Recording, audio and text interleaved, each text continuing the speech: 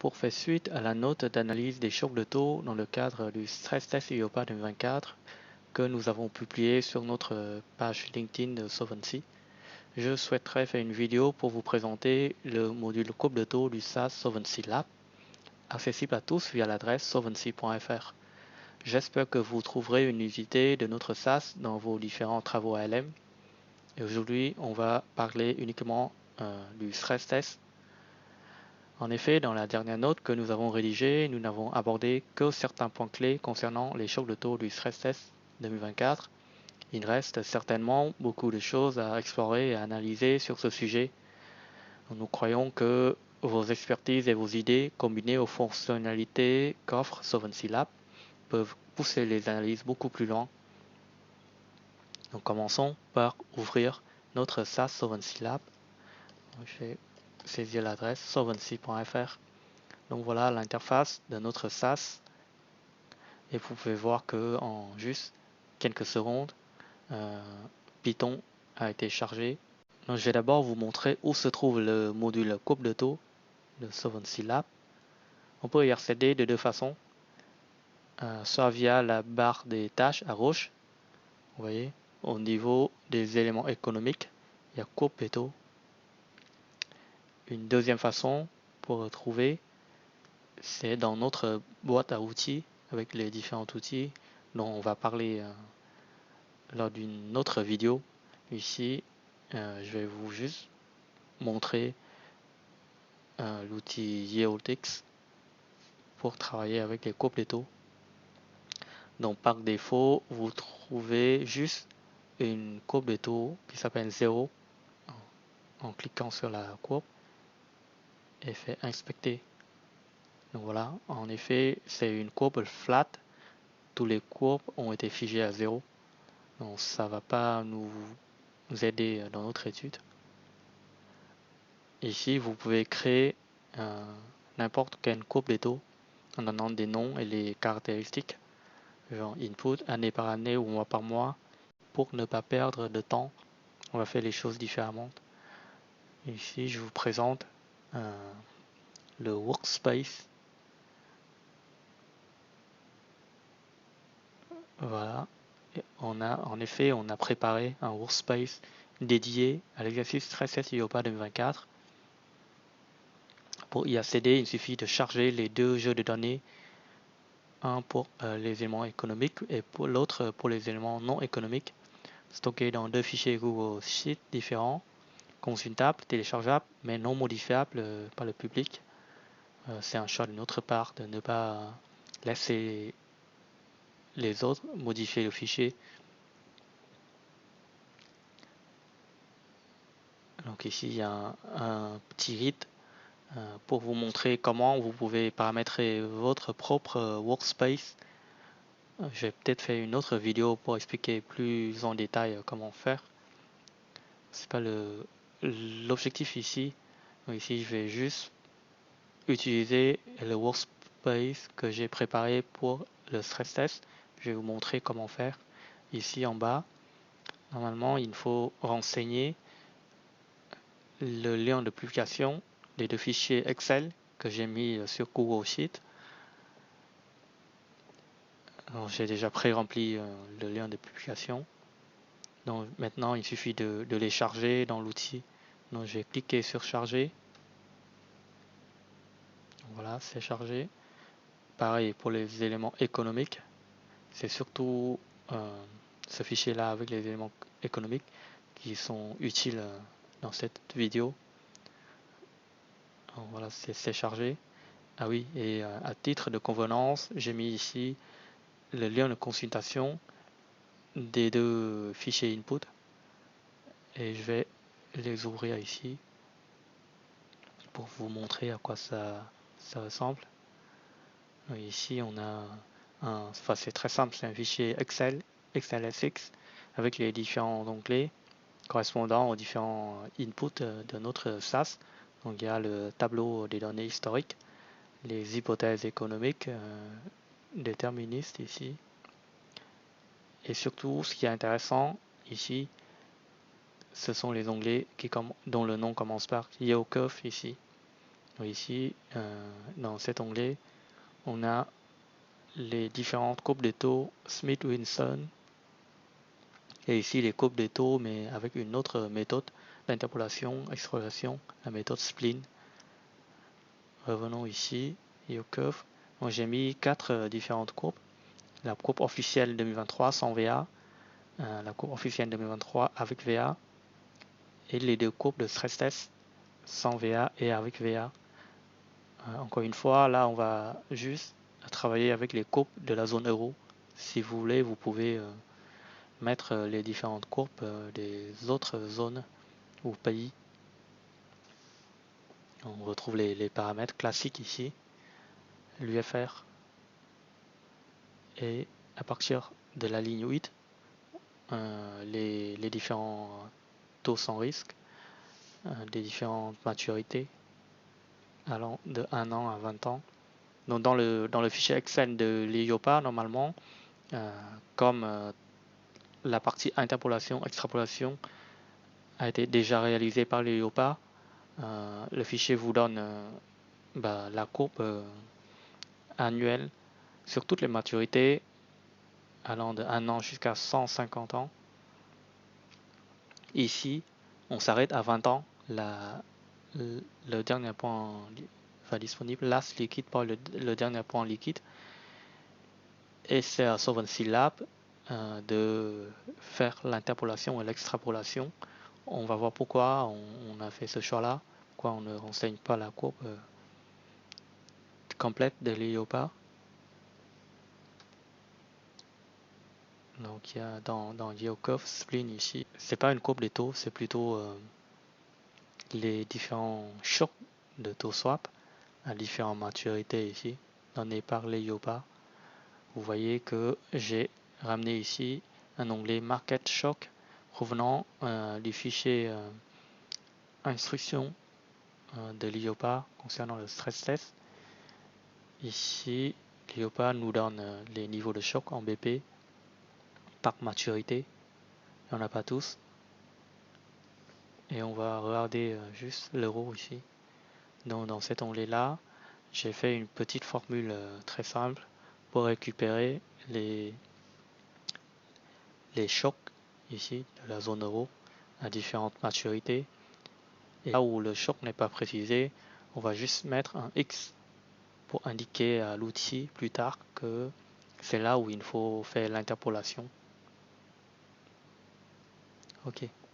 Donc là pareil pour l'inflation, mais aujourd'hui on ne va pas parler de l'inflation. Revenons maintenant à l'outil. Je vais passer à courbe des taux. Vous voyez que toutes les courbes des taux qu'on a paramétrées dans ces deux onglets sont désormais présentes dans l'outil. Donc je vais vous montrer quelques courbes pour voir, pour inspecter.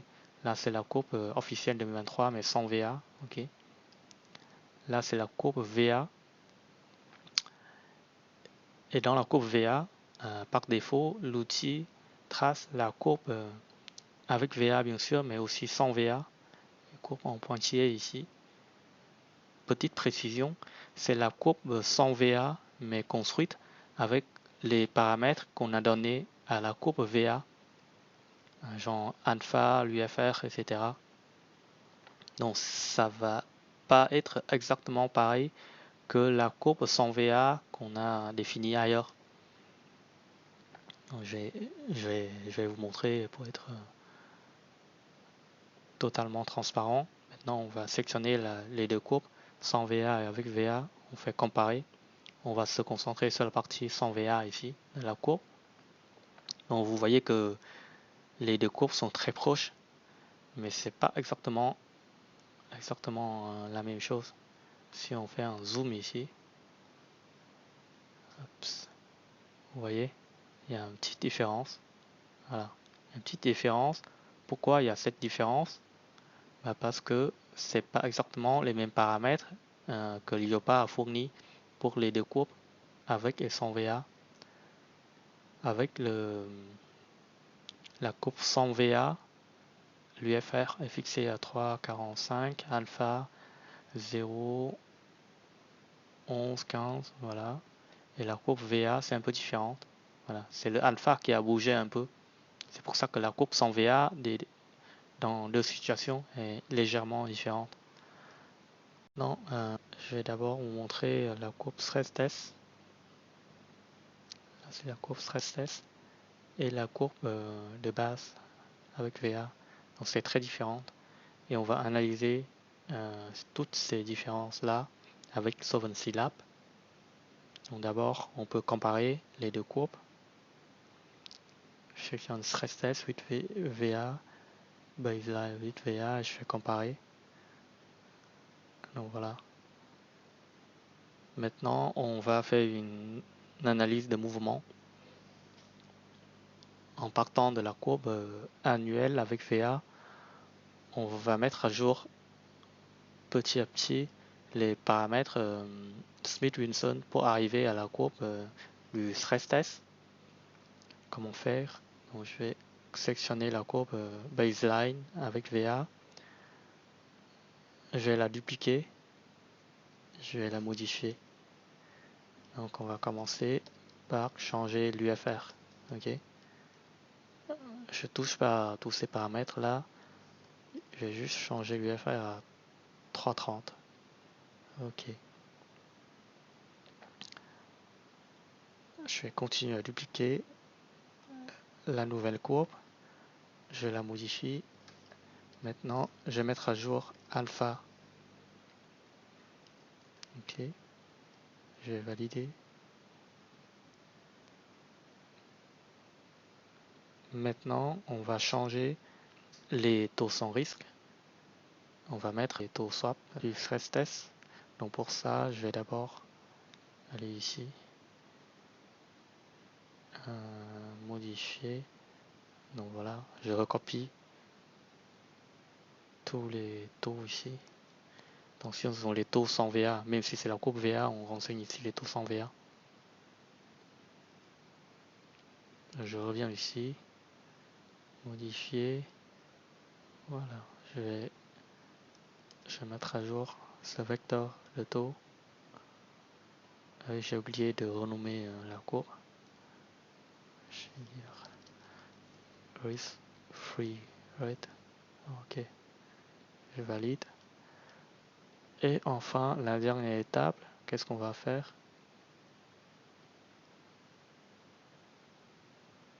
On va changer le VA. Parce que dans le stress test, le VA est à 82 contre 20 BP officiellement. Encore une fois, j'ai oublié de renommer ça. Je vais mettre ça. La mise à jour du VA. Donc voilà, c'est tout. Normalement, cette courbe-là doit être identique à celle-là, stress test 8 VA.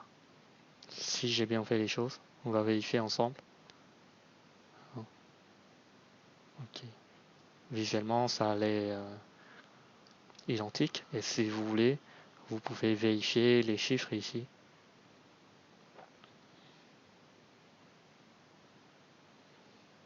Ok.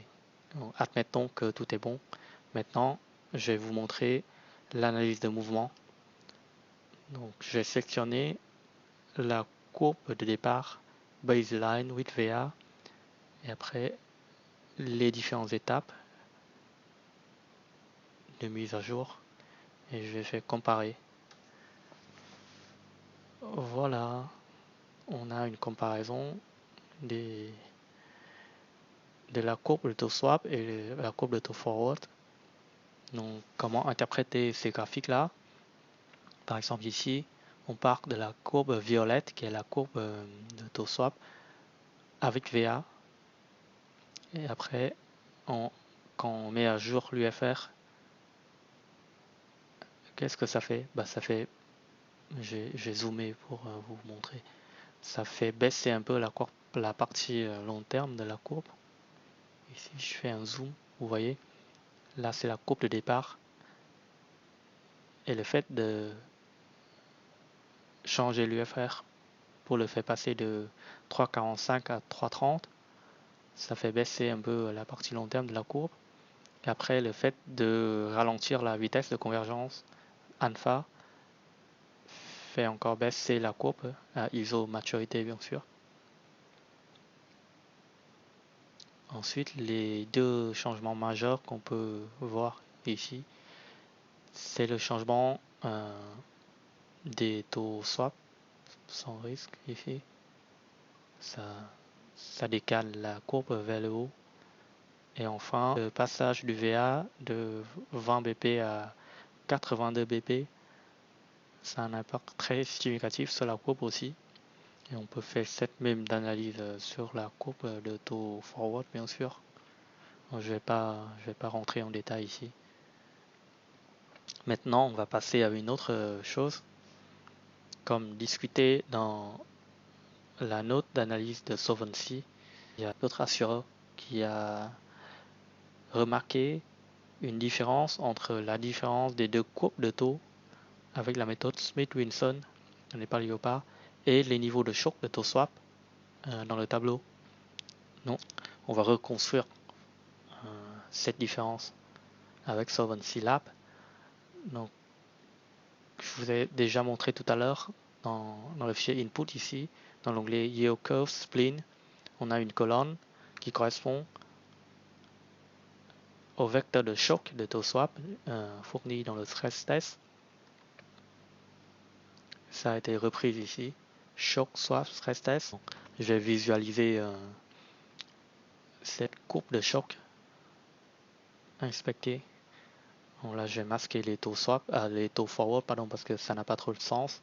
On va juste regarder cette courbe là qui représente les différents niveaux de choc de taux swap à différentes maturités avec la méthode interpolation spleen. Je m'arrête à 50 ans, du coup il n'y a pas d'extrapolation, mais normalement l'IOPA nous recommande de figer le dernier choc ici, 0,39, sur les maturités au-delà de 50 ans, si jamais vous devez aller au-delà de 50 ans, bien sûr. Maintenant, je vais choquer la courbe baseline 100 VA 2023 ici, en utilisant ce vecteur de choc. Comment je peux faire ça? Je sélectionne la courbe 100 VA ici. Il y a une option choquer. Ici, je peux dire, je peux préciser à l'outil si je veux appliquer un choc uniforme ou pas. Si c'est un choc uniforme, il faut renseigner le niveau de choc, dire à l'outil si le choc va s'arrêter au LLP ou aller au-delà de LLP. Par exemple, on veut choquer uniformément toute la courbe taux. Ça veut dire que même pour les maturités au-delà de LLP, c'est plus simple comme ça. Et je fais un choc de plus de 100 BP par exemple. Je valide et je vais vous montrer l'impact. Je compare la courbe de départ et la courbe choquée. Vous voyez, tout est choqué de 200 BP, très simple. Mais c'est pas ça qui nous intéresse ici. Je vais la supprimer, la courbe qu'on vient de créer. On revient à la courbe 100 VA ici, baseline 100 VA. Et je vais vous montrer le deuxième type de choc. Ce sont les chocs non uniformes qu'on va retenir ici. Et pour ce genre de choc, il faut préciser à l'outil le vecteur des niveaux de choc par maturité. Donc, ici, l'outil vous propose toutes les courbes disponibles ici. Donc on va sélectionner choc swap stress test qui correspond au vecteur de choc par maturité mois par mois. On peut renommer la courbe quand on veut. Par exemple, je vais choc. Donc c'est ça la nouvelle courbe. On va l'inspecter. Donc voilà. Et maintenant, on va comparer cette courbe là avec la courbe stress test no VA, sans VA, pour vous montrer que ça donne pas exactement la même chose. Là, on compare entre les deux courbes sans VA, du coup c'est la même chose entre cette colonne sans VA et la colonne avec VA, c'est exactement la même chose. peut regarder l'une des deux colonnes. Donc ici, sur la courbe de taux swap, vous pouvez voir que jusqu'aux 20 ans, c'est-à-dire que le paramètre LNP, Last Liquid Point, la différence entre les deux courbes n'est pas énorme. Il y a une petite différence, mais bon, c'est négligeable. Et par contre, au-delà du Last Liquid Point, ça diverge pas mal entre les deux courbes. Et on a déjà discuté l'origine de cette différence. Pareil pour la courbe de taux forward. Et si vous voulez, vous pouvez faire une analyse de mouvement pour mieux expliquer cette différence. Donc voilà, la vidéo est déjà longue, je pense qu'on peut s'arrêter là. Merci d'avoir vu cette vidéo et on va se retrouver dans une autre pour discuter d'autres thématiques du stress test.